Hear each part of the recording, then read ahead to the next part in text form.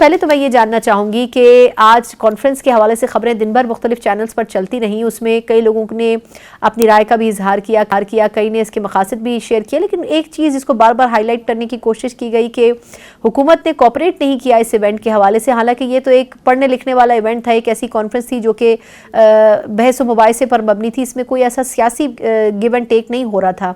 क्या वाकई हुकूमत की ऐसी इंटेंशंस थी?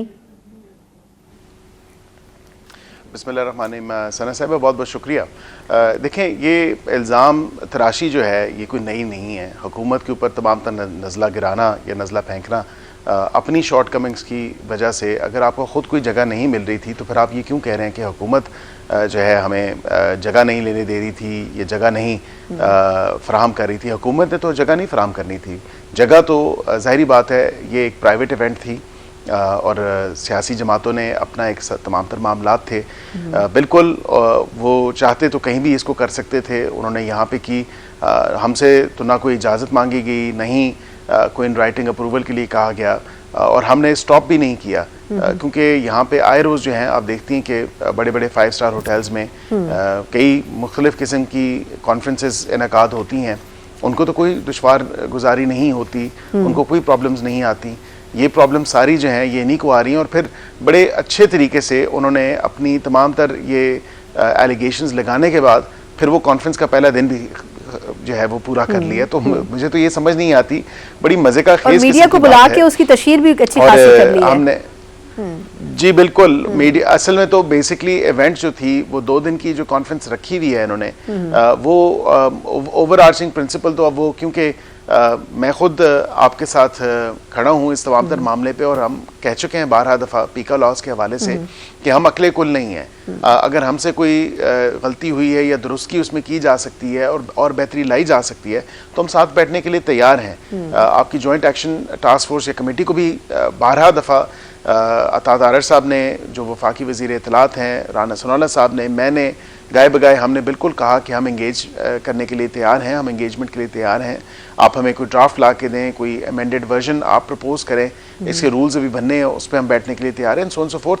तो इसको बेसिकली पीका को जो बेस बना के तूल देना चाह रहे हैं, मतलब आपकी बरादरी को भी, क्योंकि असल में ये पार्टी हर किसी को टिश्यू पेपर की तरह इस्तेमाल करती है और इनका पुराना वतीरा है। खा वो अपनी पार्टी के लोग हों या अपनी इत्तेहादी हों, गाए बगाए आपने देखा कि इस पार्टी ने यूं ही किया, इस पार्टी की लीडरशिप ने यही किया। अब ये मौलाना साहब की तरफ देखते हैं कि मौलाना साहब की स्ट्रीट पावर जो है वो, उसमें तो कोई डाउट नहीं है, उनकी स्ट्रीट पावर है। उनकी स्ट्रीट पावर को ये लोग इस्तेमाल करें, उनके कंधों पे बंदूक रख के ये इस्तेमाल करें। और प्रेडोमिनेटली आज की जो कॉन्फ्रेंस थी वो वाक़तन सहाफ़ी भाई, सहाफ़ी बरादरी से जितने लोग ताल्लुक़ रखने वाले हैं वो ज़्यादातर इसमें शरीक हुए, और इसके अलावा और कोई मामला नहीं था। जो उन्होंने बातें करनी थी वो पहले भी कई दफ़ा प्रेस कॉन्फ्रेंसेस के थ्रू कर चुके हैं। हमने कौन सी इनकी प्रेस कॉन्फ्रेंस बंद कर दी? कभी भी नहीं की। ये डायला के बाहर भी प्रेस कॉन्फ्रेंस करते हैं, बिल्कुल उनको पूरी मीडिया कवरेज भी मिलती है। ये यहाँ पे अपने पीटीआई के दफातर में भी आके प्रेस कॉन्फ्रेंस करते हैं, इनको पूरी जो है कवरेज भी मिलती है। तो इसमें तो कोई ऐसी बात नहीं है, ये तो सिर्फ एक झूठ है, एक प्रोपेगेंडा है कि हुकूमत ने शायद कोई कोशिश की है इनको रोकने की और जगह फराम जो है वो नहीं होने दी। हालांकि इस ऐसी सिचुएशन जो है वो हकीकत से स्याह सबाक से हट के जो मंजर कशी की गई है इनकी तरफ से सुबह 3 बजे 4 बजे, तो ये कम से कम एक दोबारा प्रोपेगेंडा सियासत को जो है वो तूल देना चाहते हैं। सही। अच्छा, ये फरमाएगा कि इस वक्त तो चले सियासी तौर पर हम अंदरूनी तौर पर देख रहे हैं कि ये चीज़ें तो चल रही हैं, लेकिन वज़ीर आज़म पाकिस्तान कामयाबी के साथ दूसरा दौरा अपना मुकम्मल करने वाले हैं। पहले अज़रबैजान और फिर उज़्बेकिस्तान, उनके साथ एक पूरा वफ़द भी शामिल है और वहाँ इंपॉर्टेंट बिजनेस मीटिंग्स भी कर रहे हैं। तो लेकिन एक चीज़ जो कि क्रिटिसिज्म तो है, लेकिन मैं चाहूँगी आप इसके हवाले से बेहतर राय दे सकते हैं कि याददाश्तें या मुफाहमतें तो बहुत दस्तखत होती हैं, लेकिन उनमें से बहुत कम ही मुआहदे होते हैं जो हतमी किसी चीज़ पे जा पाते हैं किसी स्टेज के ऊपर।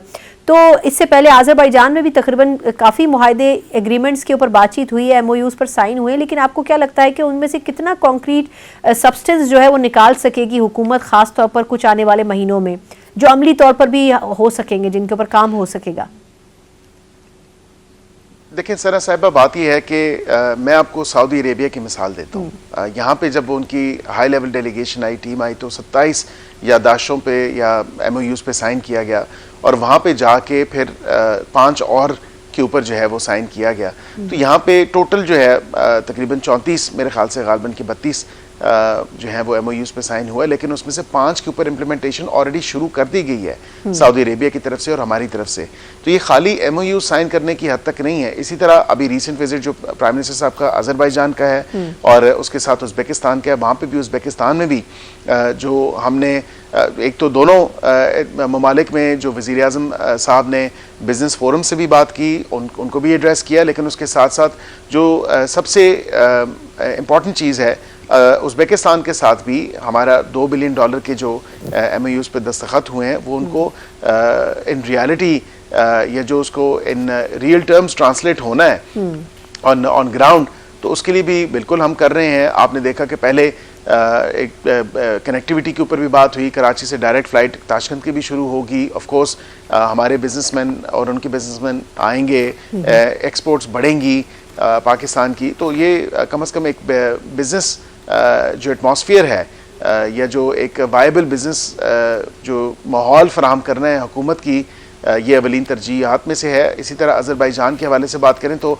आइंदा आने वाले महीने में गालबन अप्रैल में वो वज़ीर आज़म साहब ने ख़ुद एक जॉइंट प्रेस कॉन्फ्रेंस के साथ उनके जो प्रेसिडेंट अलीव थे उनके साथ बिल्कुल बैठ के उन्होंने प्रेस कॉन्फ्रेंस की और ये इस बात का भी जिक्र किया कि उन्होंने भी अप्रैल के वस्त में या अप्रैल के शुरू में उन्होंने आना है और बिल्कुल वो आएंगे और जो मुआहदे या MOU साइन हुए हैं वो in real terms on ground उनकी ट्रांजिशन और ट्रांसलेशन जो है वो देखी जाएगी।